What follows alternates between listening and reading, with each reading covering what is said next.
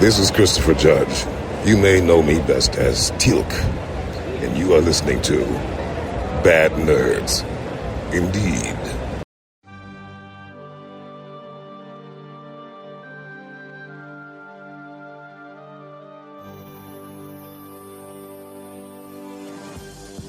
Welcome to Stargate SG-1 for the first time. Still not a Star Trek podcast. My name is Jeff Akin, and I'm watching Stargate SG-1 for the first time. And I'm Brent Allen, and I'm watching Stargate SG-1 for the 47th time.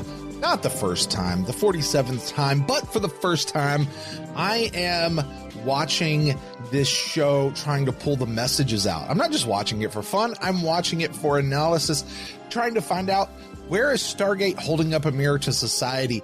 Where is it giving us hope that things can be better in the future? And how does it tell us just how to be better human beings to one another? We're going to find out about that today. We're watching the 4th episode of the 4th season, Crossroads. Last week, when you told me this was our episode, I made my prediction, and I think that we're going to see Jack's love interest from 100 Days, Lara, show up, and she's going to be at this crossroads and basically leave Jack forever to tie a bow on a story that only needs a bow because I think it needs a bow. You're not the only one who thinks it needs a bow. It really does, doesn't it? You're not. I have long felt that as well. The distance in time from when that whole episode happened with Jack and the girl and everything to even now is with one mention in the intervening time. One mention. Jack goes to the planet and then turns around and leaves. Yeah. Without saying hi. It's just inexcusable the way that because it ended so great. It was perfect. It was great. Anyway, you're a good guesser, Jeff. Hey, thanks. We'll find out about that here pretty soon. Why don't you I will tell you, you are not correct, but you are closer than you think. Really? Okay. I'm not going to tell you why. I'm not going to tell you how. You're going to find out in just a few moments. Awesome. Before we start that, though, I'm curious. Tell me about when did this episode come out? Any cool facts? Yeah, this was 4th episode, season 4. Original air date, at least here in America, July 21st, right in the middle of the summer, in the year 2000. This one is directed by Peter DeLuise, so we got another cameo to look for. Our longstanding guy. Here's a hint. He's a Jaffa that gets punched out by Teal'c. Okay. Oh, fun. That'll be fun. Take a look for it. This one, though, Jeff, is written. I don't usually pull out these, but I feel like I'm doing this more and more lately. It's just because we're getting to know the names more. But this one is written by our dear old friend, the very hit or miss, Catherine Powers. Oh, yeah. Hit or miss is the way to describe her episodes for sure. Now, Jeff, I will tell you the time has come for the end of the road with Miss Powers. This is her final episode as a writer on Stargate SG-1. She'll be back for one more episode in the future with the story credit, but not the writing credit. Okay. She's come to her crossroads. Yeah, this is pretty much it. Meet you at the crossroads. We got blocked on YouTube twice now. That's what... Well, yeah. Anyway, with that, I got nothing else to tell you other than let's go watch this episode, man. Hey, listen, if you guys are joining us for the very first time, first of all, welcome. You're amazing. Every episode is somebody's first time. So here's how this works. Jeff and I are going to go watch this episode right now. We didn't watch it before now and take notes and come here to talk about it. No, we're going to watch it right now. If you're hanging out with us on YouTube, you're going to get to stick around. You're going to watch our reaction video. If you want the full unedited version of that reaction, head over to our Patreon page at patreon.com. Bad Nerds. With a slash in between there somewhere. Somewhere in there. If you're listening to us on a podcasting app, we're about to meet you on the other side as we gate into the future. And you'll get to hear my for the first time reaction. You'll hear Brent's sci-fi messages that he finds in this one. And Brent, I have a lot on my mind, but at this moment, I'm at a crossroads. So let's dive in. Let's get it. Chevron 7 locked.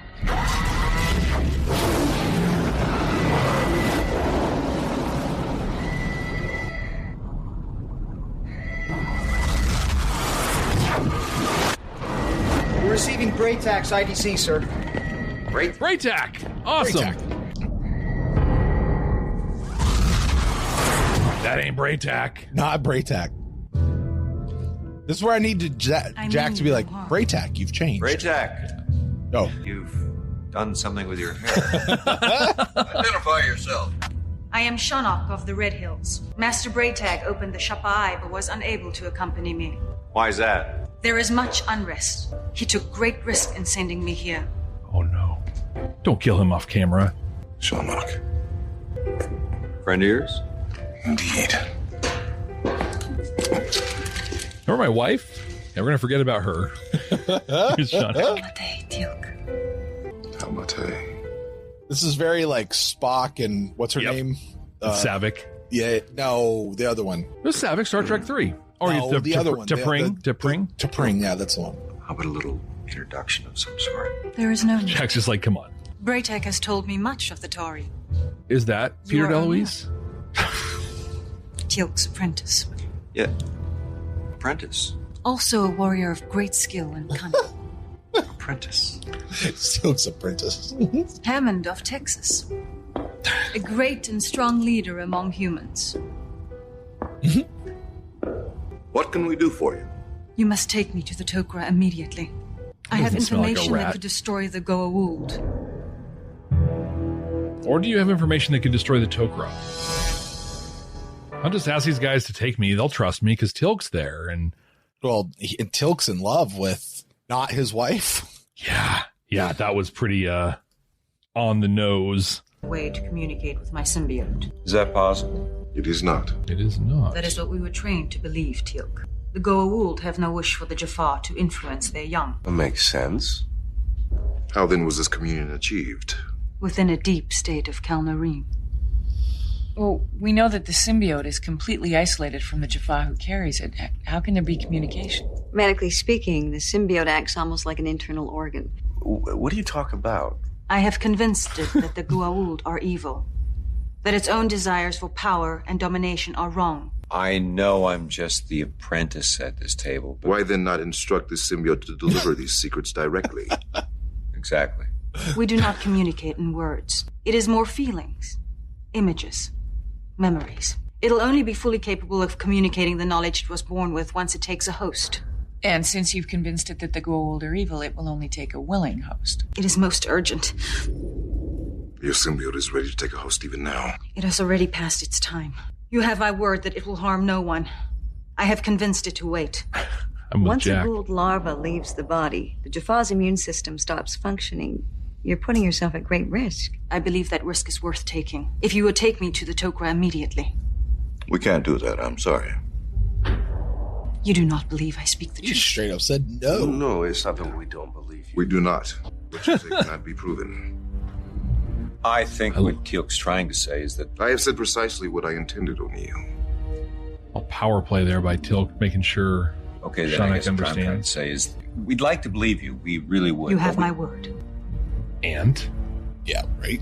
It's not enough. But that is not enough. No. Then the secrets of the Goa'uld will die with me. Sharnock, please understand. I do understand, General Hammond. Braytek was wrong about the wisdom of the Tari. Sharnock.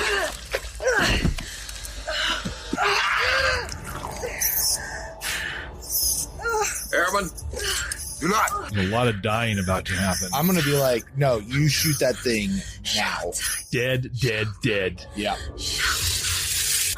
Look at, he's like a snake charmer, dude. Dr. Fraser, you may now approach. Stared it back down. We need to get... I like how her clothes are miraculously re-sewn back together. It's the power of the symbiote. I'm not sure how much longer the symbiote will remain before it has no choice but to seek out a new host. That is, its primal instinctual behavior. I may have to recommend quarantine, sir. And it needs a host to survive, right? Or be in Absolutely. some fluid thing. Sir?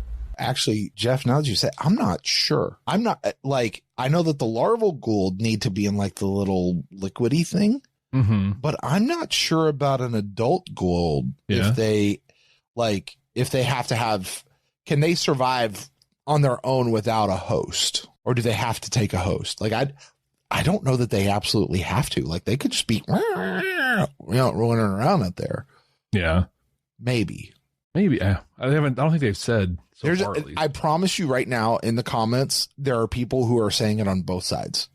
And they're saying it with 100% certainty. Like, oh, they have to. I'm like, I don't. My guess, I'm trying to put together all my personal knowledge of the Goa'uld. I feel like they should be able to survive without a host. But So- the host once a host is taken, the symbiote could choose to kill the host. Yeah. Before leaving them, or not, as we've since learned. But the Jaffa for sure have to have the symbiote in order to stay alive, and baby ones have to stay there as well. Yeah. So if I use my Star Trek knowledge that people love that we bring up, because this is not a Star Trek podcast, but the Trill are able to live on their own separately. Oh, we were talking about adults. The Trill and symbiotes. Yeah. So like a symbiotic relationship, you'd think they need each other once that's established, right? But we saw in Deep Space Nine, the Trill, and in Discovery, both, we saw they can exist. But like the Trill had to be, I think every time they showed them, they were in those pools in the caves. Yeah. Yeah. And we've seen the Jaffa, and I think they were larval Jaffa that we saw who were in the not Jaffa gold. Oh, gold. Yeah. The symbiotes, actually. Yeah. So yeah, the larval symbiotes. Yeah. Because they're not gold. Golds are a choice. They're a faction. Ooh. Right. Or are they? Cool. All right. You're not born a Gould. It's a choice. Oh, man. That's sorry. I'm honestly sorry if I triggered anybody with that. Are you born a Tok'ra? Right? Are you? No. Or do you have Tok'ra thrust upon you? It's a nice little Wicked reference for anyone out there. All right, here we go. Braytak is wise. I do not know why he would have sent you here unless... He believes, Teal'c. She killed Braytak after he opened up How can I make the gate. Believe too. There is a way. Prepare for incoming gold channel communication. Before we gate into the rest of this episode, did you know you're missing most of the content from this podcast? Stargate SG-1 for the first time has an active and exciting Patreon that you can join right now by clicking the link in the show notes. Not only will you get access to the full, unedited podcast and reaction videos, you'll also be able to join a growing, vibrant, maybe even an intergalactic community. Subscribers even get access to all of our content from Babylon 5 for the first time. Don't miss out on this content and the amazing people. Just click the link in the show notes. Teal'c thinks you should do it right now. Indeed. If that's how they killed Braytak, I'm going to be pissed. Master There's a way to prove it. Master Teal'c. I am in need of your assistance. I'm here to serve. Wonder if it's a hard thing for Teal'c to ask for help. I bet it is. You know? Especially his first prime, right? Like in the deepest levels of Kelnori, the heart beats in extremely long intervals. It is even possible to meditate so deeply that one may stop the heart altogether. This has lots of vibes of like Worf going through some Klingon ritual. That is correct. According to Sharnak, it is only at this time communion between Jaffa and symbiote is possible. So he's going to try it. Near-death experience. Put it to the test. Is it dangerous?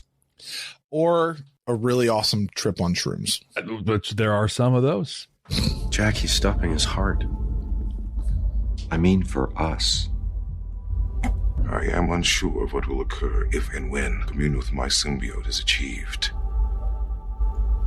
It may be necessary to restrain me. You know, I'm a person who meditates frequently, and like the way it's portrayed in television, it's just like so very different than reality.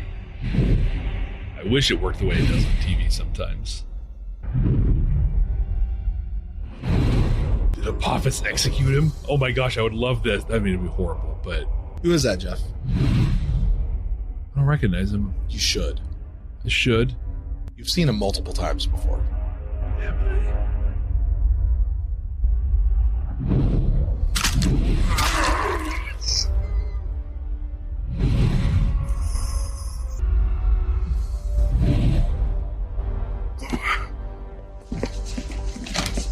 Medical emergency, Teal'c's quarters. Sharnak is telling the truth. Yes. You challenge the gods themselves and won. Among many on Chulak, you are as revered as the gods once were. You're married, Teal'c. And yet you walk away. My place is here. Is he? Is it? Braytak cannot be expected to bear the burden alone. He's not. It was you who first began walking this path. Do not abandon those who have followed you this far. I have abandoned no one.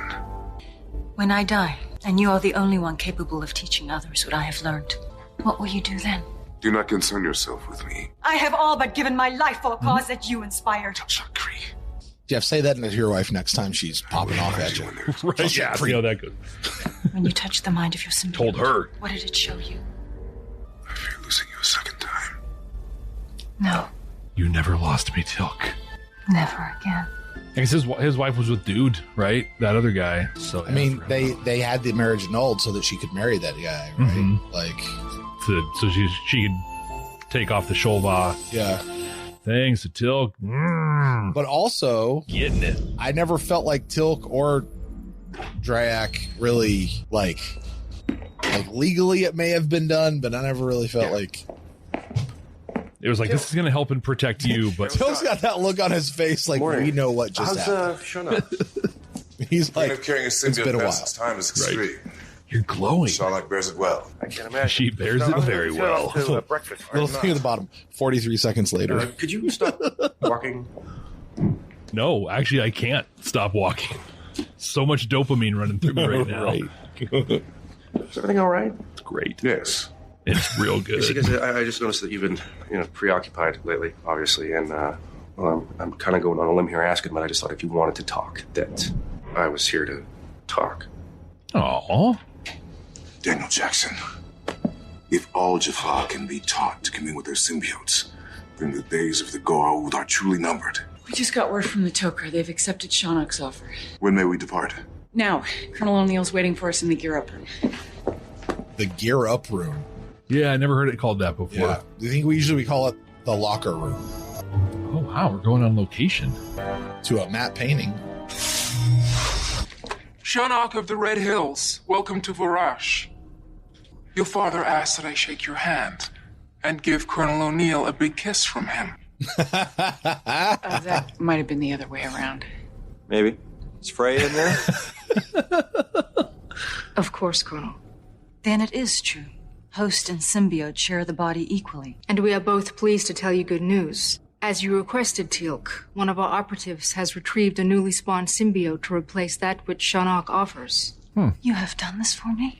Not kind of a only big for deal. you. If you truly have turned your symbiote to the Tok'ra cause, then your life is more valuable than any of ours. He said something, and I want to make sure we note this because I want to talk about it later, but it comes under your spot. So, but she said something real interesting. Here you have effectively a Goa'uld looking at a Jaffa saying, your life, potentially, your life is more important than any of ours. Mm-hmm. That's pretty profound when you think about that, only truly highlights the difference between the Goa'uld and the Tok'ra. But yeah, anyway, having that humility. Yeah. But I just want to point that out because if I don't, we're going to lose it later. And even in my notes, I don't think I would have a spot to bring it up in the course of the talk. So, but I've never heard that before. And like that strikes me as really? like, wow, that's huge. Yeah. Actually, I think I take that back. I think I got a spot to talk about that very specifically. We were able to find a host, both willing and eager. It must be done now. We are not yet ready for the transference. It can wait no longer. God, that just sounds gross. I am ready. Bring it. Dude. Take me. Right through the front of the neck. Yeah. Not the mouth, just a little, not the back of the neck, but like just a few inches. Colonel O'Neill, lower your weapon. The transference is complete. Transference? That's what you call that? Shannok. I still halfway expect this guy to start blasting. I still don't fully buy this. There was no more time. To cut. Shannok's life was in grave danger. I had to act. At least he cares about her. It is my honor to pledge my allegiance to the Tok'ra. Teal'c's like, great. Can we get the Primta into this lady now? It is true. It is a strange feeling, but I am very much here. Like, dude, this is awesome. I know so much. Tanith wants you to know that we will submit to any test you may wish to perform to assure you that I am speaking freely as host. Rest assured, Tanith is pure of heart. Shannok was indeed a great teacher. Good. And maybe Tanith wouldn't mind sharing some of that fine Goa'uld knowledge. Of course. When the time is appropriate. How do I hang up with the niece and talk to Freya? Why? I like Freya. She and I are in complete agreement. How do I know that? I have told you. And I'm supposed to trust you? You know, this whole talking to two people in one body thing really sucks.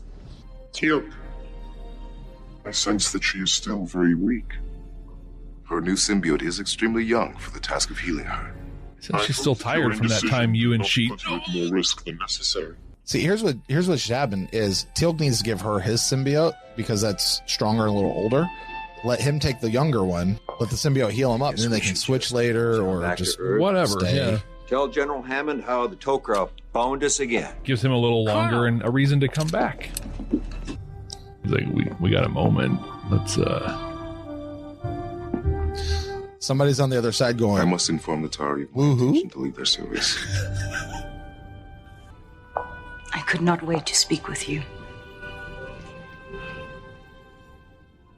Is this where the other shoe drops? Why do you just think that there's another shoe? There's always another shoe. You must speak your audacity. I do not. Because he would know her plans. How dare a priestess touch the mind of one who would be her god? I despise the gold. I am the god. But I showed you the... You showed me the means to destroy the Tok'ra. Now accept your reward. Oh, yes. I feel like I called it. The ability... okay. It is with much sadness that I must take my leave of the SGC. Oh, Teal'c. I intend to live the remainder of my life on Chulak. What on earth for? Do you not recognize the greatness of Shannok's achievement? I think the point is that if the whole idea was to get the secrets of the Gould into the hands of the Tok'ra... And us, oh, by the way. Then it's done. Mission accomplished. You belong here. I belong where I am needed most, O'Neill. And that is on Chulak at Shannok's side. But not Dryad.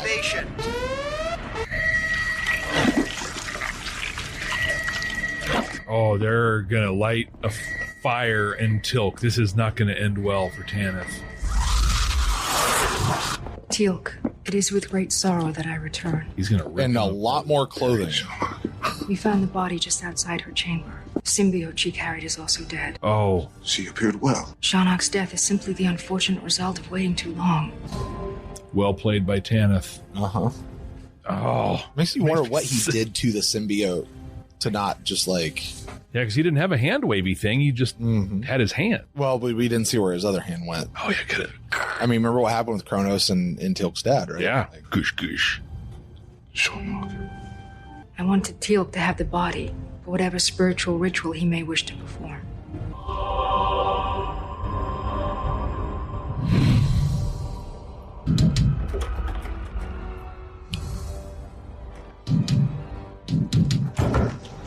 Deb! What's up? Shannok was murdered. He knows. You folks should invest in some doors. We have no secrets from each other. Like they do on B5. I have reason to believe the Goa'uld Shannok carried was not truly convinced to become a Tok'ra. And so you have come to exact revenge. Heck yes. I have. I'm sorry. We cannot allow you. Stop me. Yep. Stop him! He clotheslined that dude, man. Fireman's carry, Death Valley driver. How many Tok'ra does it take to stop Teal'c? Teal'c, then take the Gould out of the host. No. You'll be infinitely more valuable to us if we do not. But the host... You knew. If we control what he sees and hears, the Goa'uld will never know our true intentions. We will be able to use that advantage for months. When Tanith no longer serves a useful purpose, we will extract what Goa'uld secrets we can in other ways. What about the host? There you go. He knew well the risks. When we have learned all that we can, we will try to remove the Goa'uld. We are fighting a war for our very existence. I make no apologies for the means. That's tough. She's not wrong. Hates it, but knows it. Except the host. About the host. He's just chilling in his room. Just, Dark Jedi. Tilk's going to play along. You'd think there's just something so fundamentally different between a Tok'ra and a Goa'uld. It'd be much harder for a Goa'uld to pretend to be a Tok'ra. Maybe. Hello, Teal'c. Like, they're so arrogant. They're so... You must feel the pain of Shonok's death as deeply as I do. I hope one day we will meet again, Teal'c. Oh, we will. And together remember she who meant so much to both of us. We will meet again. You have my promise. Yeah. I love it. They both know exactly what's up, but nobody's... Oh, this is good.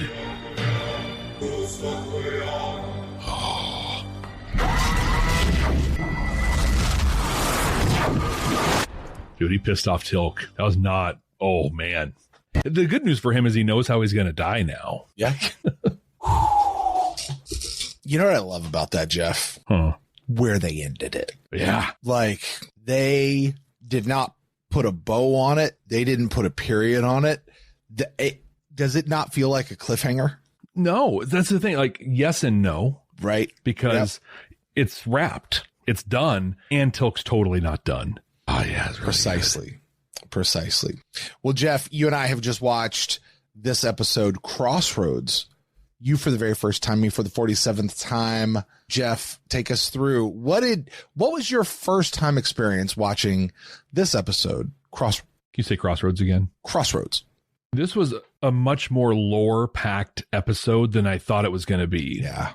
Like, we're maybe halfway through, and I'm like, this is an interesting story. There's cool stuff happening. And then, like, just this deep dive on lore happened. So kind of up to that point, I was interested just in who's this lady, right? And why is she, the relationship between her and Teal'c was interesting and just some things. But when it was when the Tok'ra showed up, when Freya and her symbiote showed up, like we got the deep dive. And so we learned about Queen Egeria. Is that, Egeria? Yeah. Queen Egeria, who was basically the mother of the Tok'ra. Yeah. And I found this fascinating. I'm just going to go down a couple of things that I thought were just really interesting lore things we learned. Most of the Tok'ra are her children that she had, like the original Tok'ra, and they've existed for thousands of years. Very few Goa'uld or their symbiotes have ever joined them. So, like, without sarcophagus size. Yeah. They're just going host to host and then probably dying time to time when they can't find hosts or things happen to them. And we saw in the Tok'ra a really a really surprising level of humility where they were able to see the value of I've lost her name. Shonak. Yeah.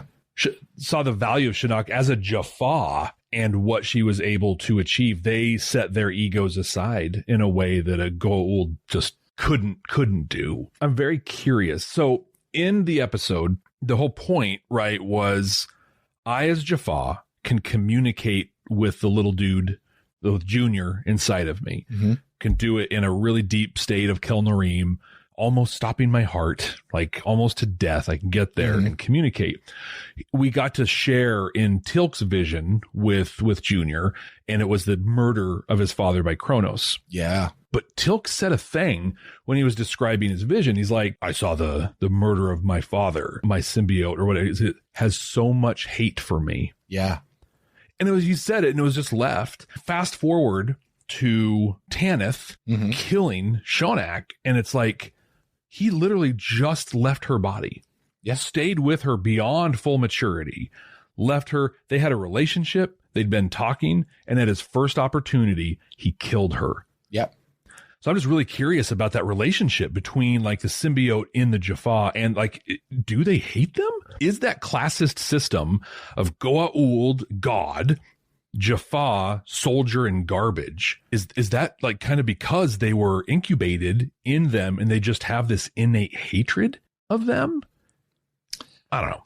Are you throwing that out just as a rhetorical question, or are you wanting like a response? Right now it's a rhetorical question. Okay.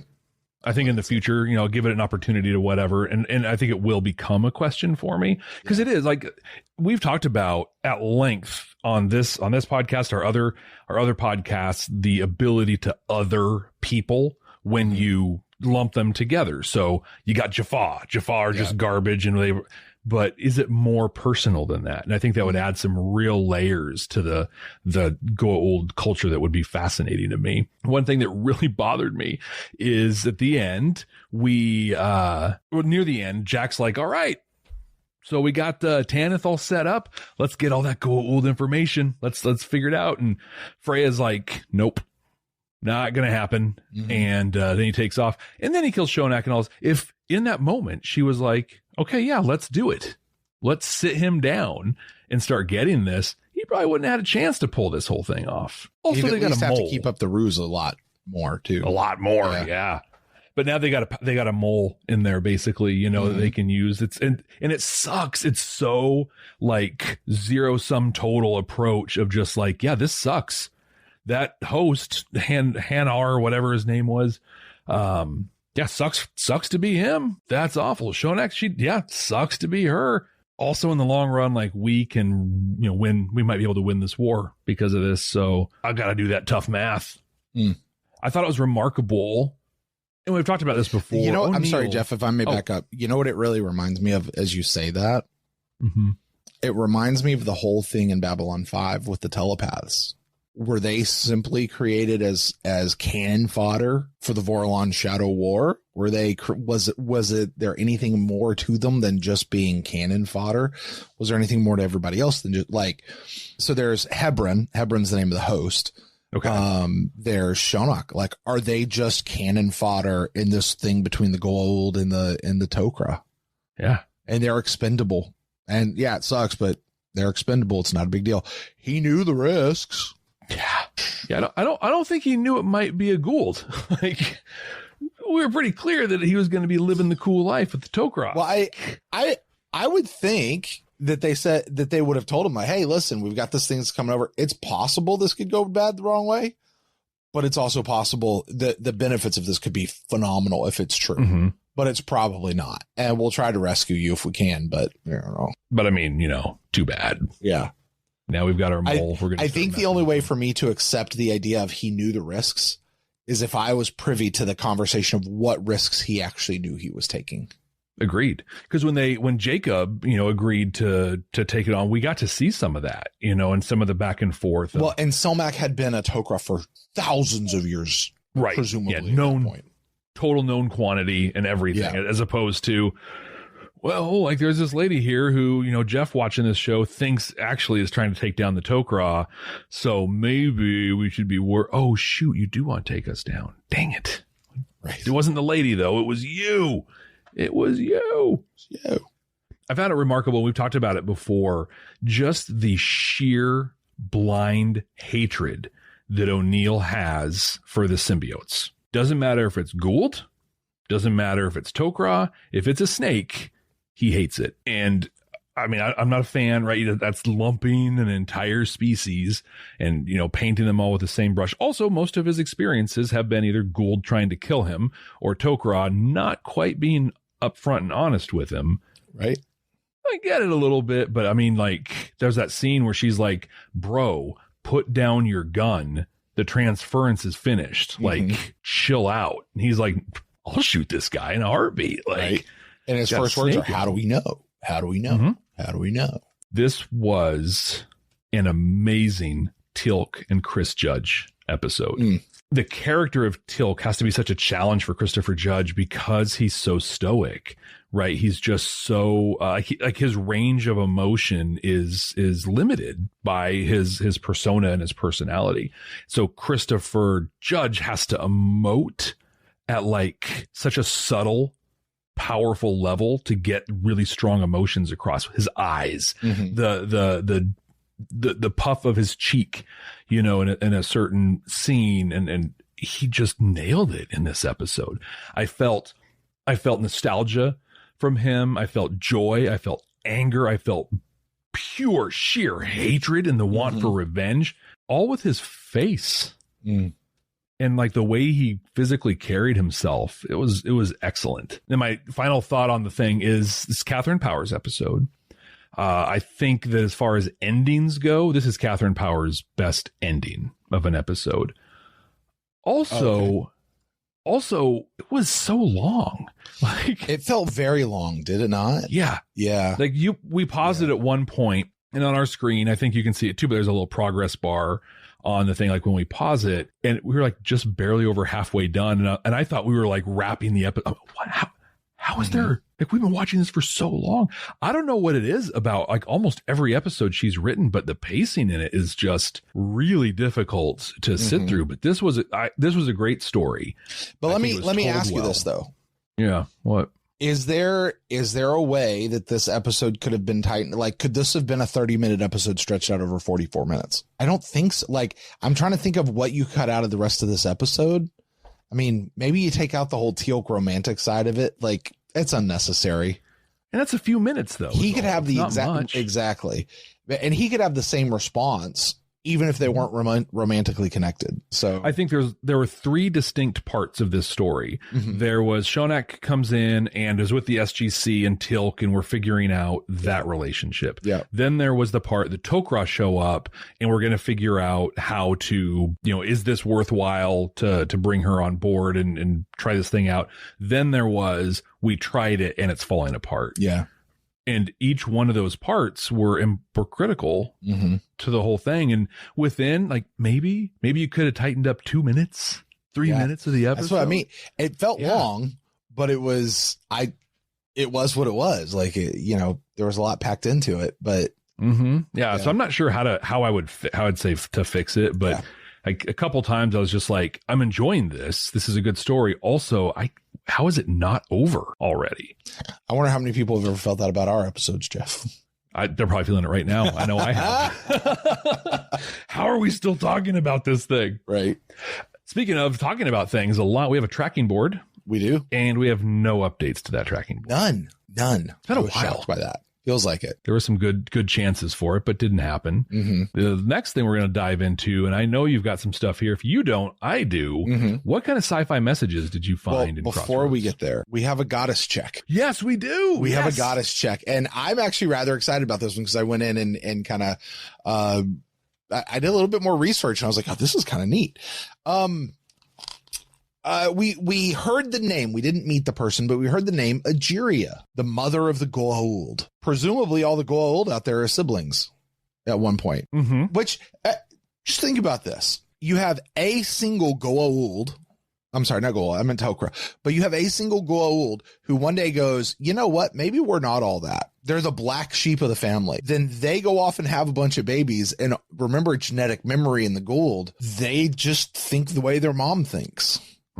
They're just weird. Like, it's not that they're good. They're weird because their mom was weird. Yeah. They're just carrying it on, the genetic memory. Yeah, this is who we are. What's her deal? Where is she? All right. So Daniel says that Egeria was the Roman goddess of fountains and childbirth and an advisor to Numa Pompilia, I think is how you say his name. Okay. All right. That's like, I'm going to give that like 2.5 out of 3. All right. So let's talk about it. Egeria was a water nymph, according to Roman mythology.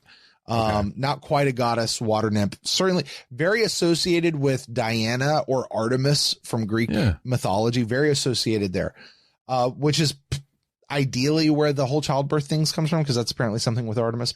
But she was supposedly the divine consort, which if you familiar with what the word consort means. And counselor to the second king of Rome. Okay. Now we're talking like 650 to 700 BC. We're nowhere near the Roman Empire right now. We're nowhere near, like, I don't even know if they're speaking Latin yet. Like, this is not Caesar. This is you had Romulus, the dude Romulus, who founded the city, right? And then the next guy, the second king, right? Okay. So that's how far back the mythology of this piece goes. To this day, by the way, Egeria is an eponym. Like it's a word that means a female advisor, a female counselor. Think Deanna Troi. she would be an Egeria to Captain Picard. Okay. All right. Okay. Like I said, very minorly connected to childbirth, and even that only just because of the whole water thing, like birthing fluid. But she really is more known for her fountains, sacred groves, but one fountain specifically I'll talk about in a second. And she's known for giving out wisdom and prophecy to anyone who brings her an offering of milk or water. Okay. In her sacred groves. All right.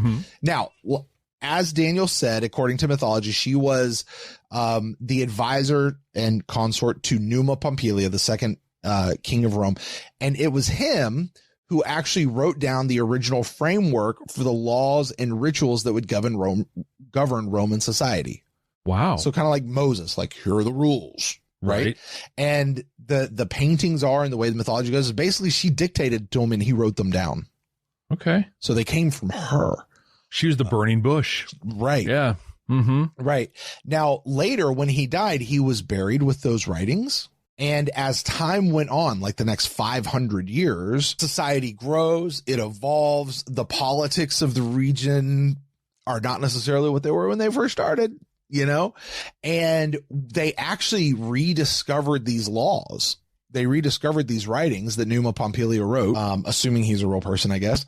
And the story basically is that the law, when they read the laws as they were originally given down, they were so dangerous and so destructive to the way that Roman politics of the day worked that the Caesar or whatever, or whomever, the Senate, whoever it was, ordered that they be completely destroyed and no one was to ever know what was actually in them. Wow. Because it's like, no, this is not going to help us at all. Like, we are not in this way right now. So were they better? Were they worse? I don't know. But anyway, now it was said that when Numa Pompilia, when he died, she was so heartbroken, she melted into tears and thus became one of the main 7 water sources for the fledgling Roman society. All right. A spring of some name. I can't tell you.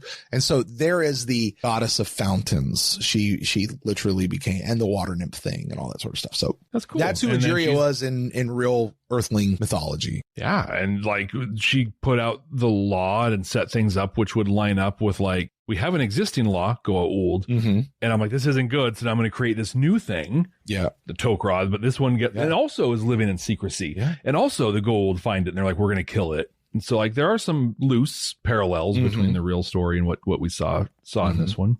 And hey, listen, we haven't seen them for 2,000 years. That puts us right around like 0. Kind of in and around that area, which means that this whole stuff with her happens like 700 years before that with anyway. Yeah. Anyway. Yeah, it's interesting. Anyway. All right. You asked about, sci-fi messages. Real quick, you were very concerned about Braytac throughout the course of this episode. Yeah, that's exactly. What the heck happened to Braytac? She convinced Braytac and he thought it was a good idea, so he sent her there and Braytac couldn't come. Also, Tony Amendola wasn't available for shooting in this episode. Yeah, I think that's what happened. That's what I got for you. Scheduling's not good. We'll give you a name drop and see you next time. Right. Here's a question that I have, and I've always had this, and this has never been answered. The symbiote of Teal'c, or was it Shonak? The symbiote showed a memory of Kronos. Yeah, that's Junior. It's Teal'c's. Right. Do we remember where Teal'c got his? Here's the thing. Do we remember where Teal'c got his current symbiote from? I don't. Was it Kronos? No, Daniel. Didn't Daniel, like, they were on a mission to Chulak the last time they met Drayak, and Daniel had a jar, and Teal'c had to give his symbiote to Ryak, and Teal'c got the new thing from the Temple of Apophis where Shonak lived. Oh, wow. Oh. Gold have genetic memory. So therefore, if the symbiote showed Teal'c Kronos killing Teal'c's father, not Apophis, Kronos, does that mean that this particular Goa'uld larva is a child of Kronos? Wow. Yeah. And Teal'c's and got if that so, why is a child of Kronos' symbiote at the Temple of Apophis? This whole disinformation mole thing might be a little more ubiquitous. Just saying.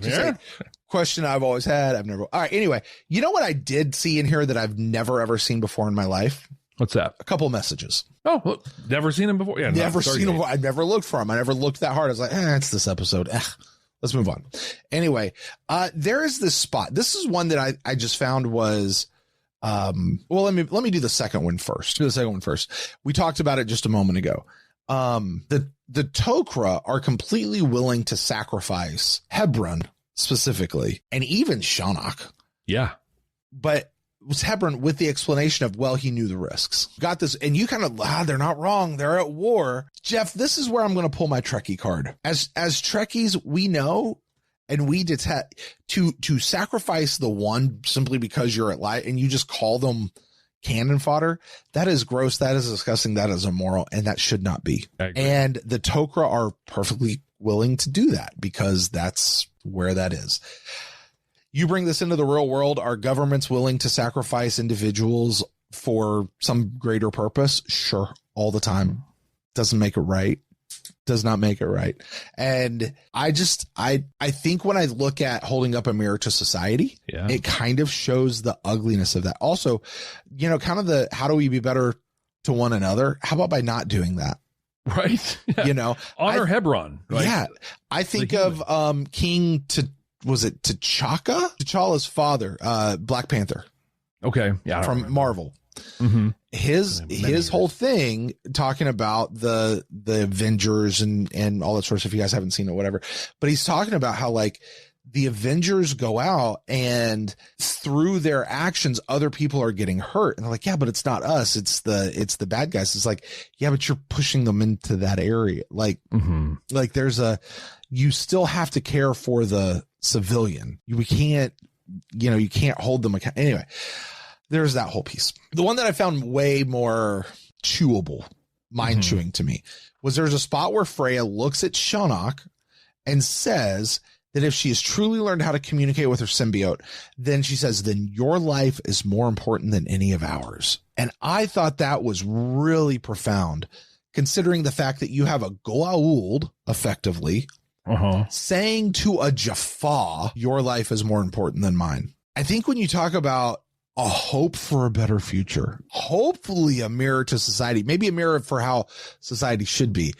How do we be better human beings to one another? Jeff, I think when you look at the history of mankind, when you have certain groups of people who think that they're so superior to others, everyone else is trash, to be able to look at them and go, for whatever reason they say, no, your life is more important than mine.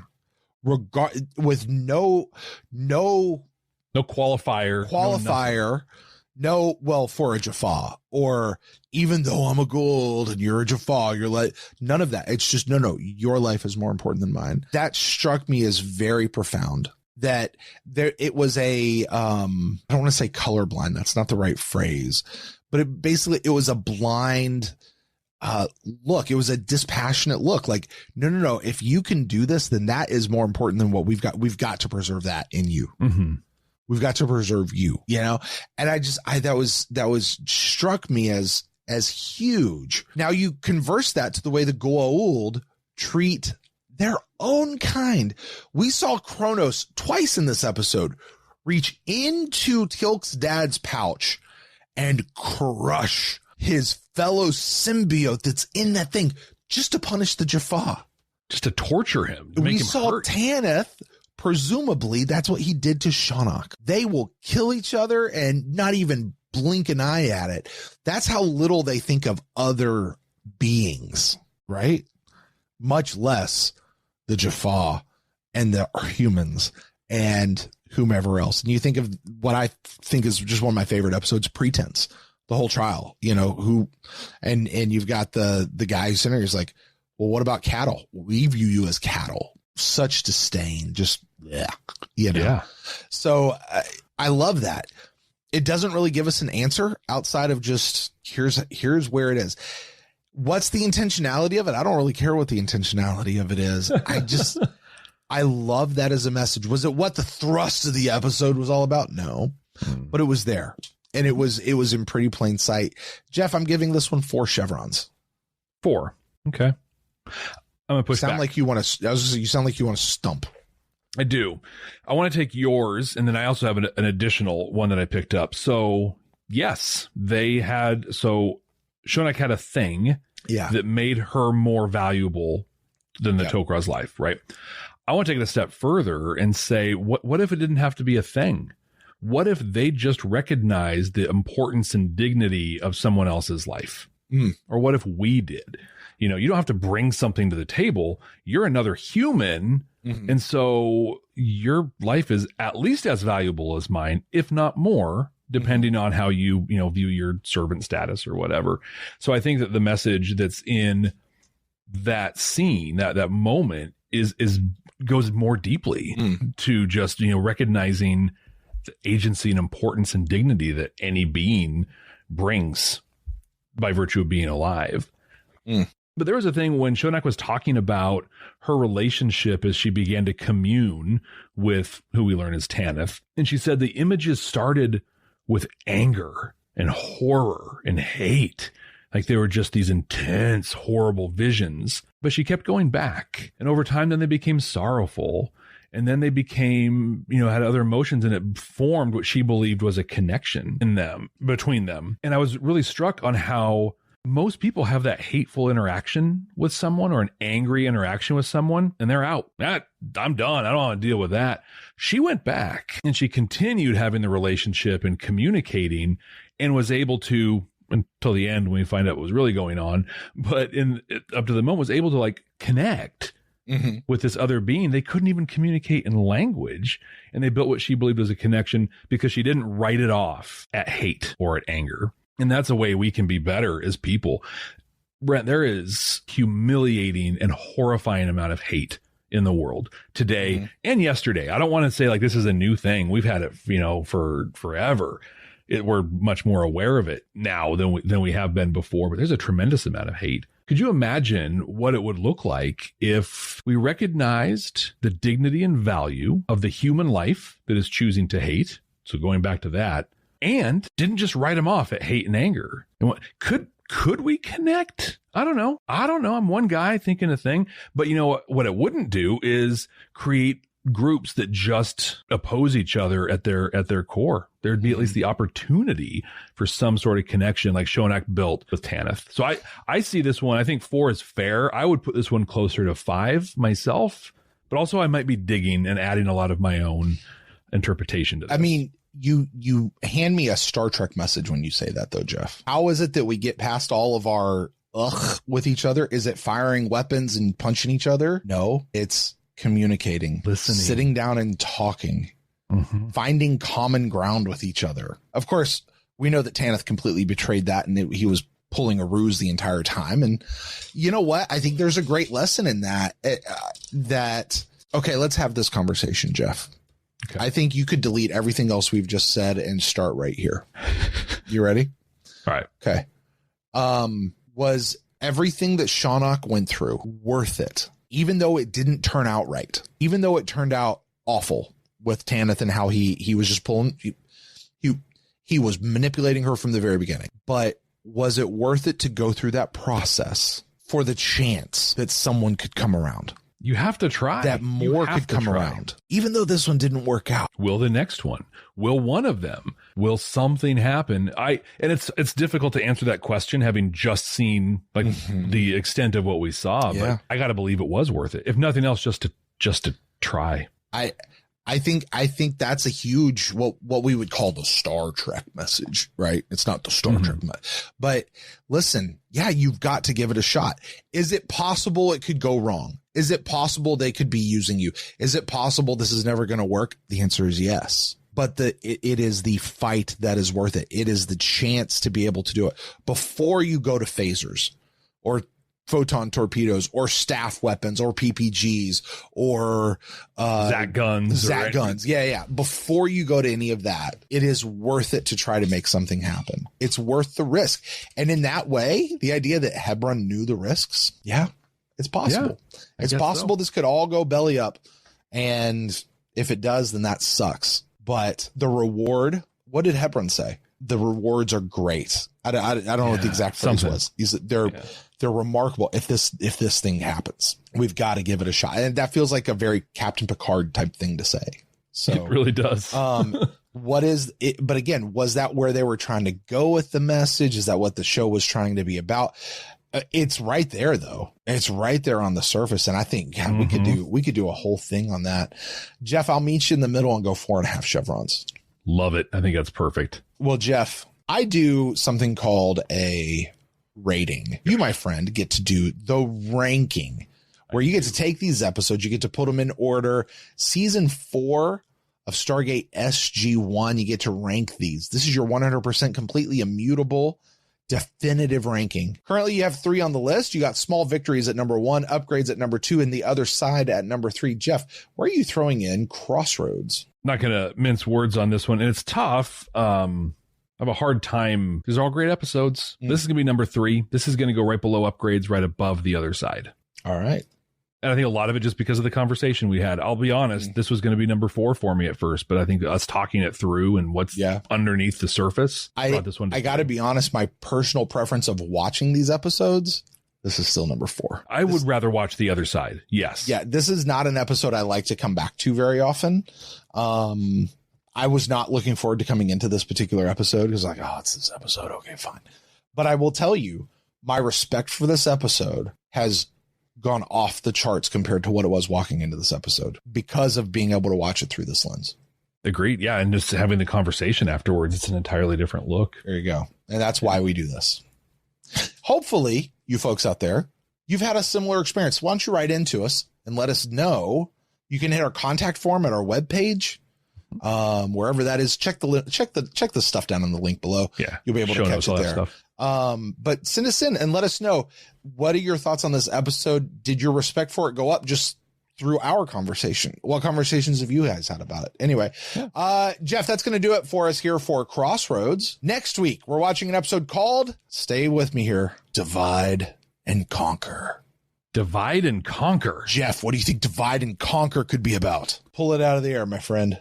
Divide and Conquer is going to be an episode of the week. Okay. We're going to a planet and it's going to be a battle of some kind, right? I mean, this is going to be kind of a more generic episode, I think. And that's a generic prediction too.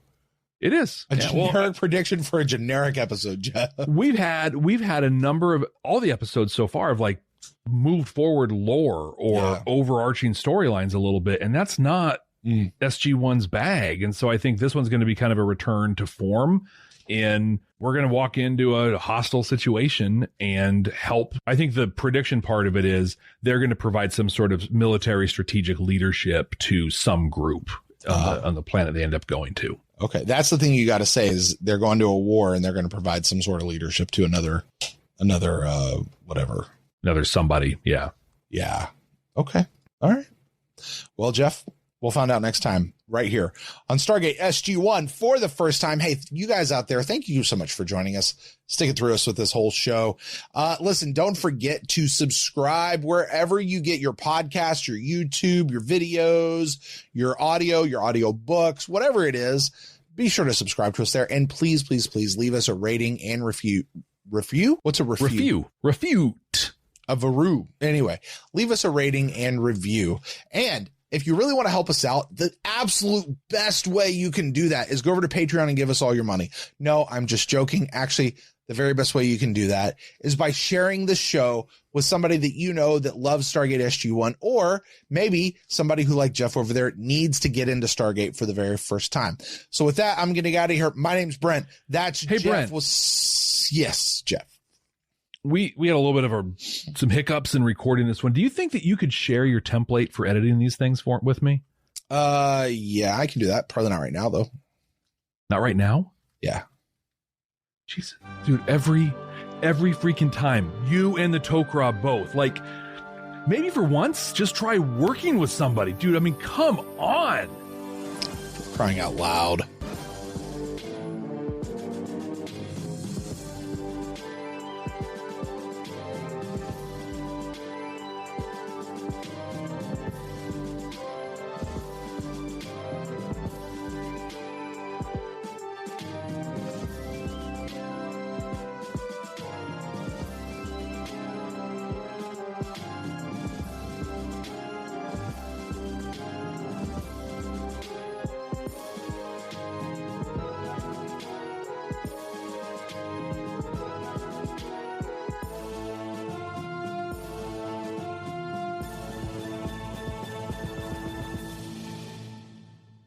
I actually forgot to look for an ending in that episode.